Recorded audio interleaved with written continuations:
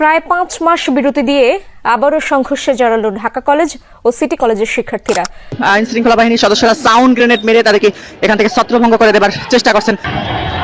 পূর্ব শত্রুতার জের ধরে ঢাকা কলেজ এবং সিটি কলেজের মধ্যকার শিক্ষার্থীদের সংঘর্ষের ঘটনা ঘটেছে। এই মুহূর্তে আমরা দেখতে পাচ্ছি যে একটু ঢিল মারা পুলিশে বয়া করা থেকে জায়গা, পুলিশে কি করে আন্দোলনটা মারে জায়গা, এটা তো কোনো সমাধান না। ঢাকা কলেজ পোলাপানগুলো মারে, যার কারণে যারা পরবর্তীতে ঢাকা কলেজে যে পোলাপান ইন্টারে ওরা মারতে।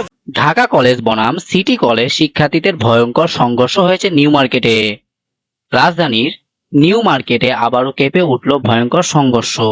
ঢাকা কলেজ ও সিটি কলেজ শিক্ষার্থীরা মুখোমুখি হলে পুরো এলাকা মুহূর্তে রণক্ষেত্রে পরিণত হয়।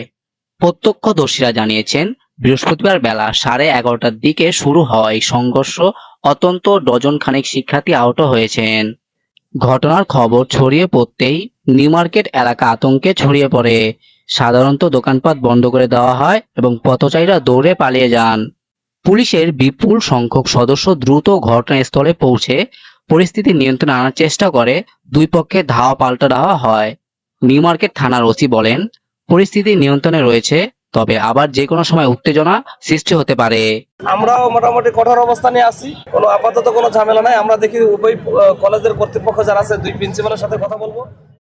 তবে 2 দিন পর ছাত্রদের এই ঘটনাগুলো দেশের পরিস্থিতিকে ভয়ানক করে তুলছে, যা দেশের জন্য হুমকি স্বরূপ।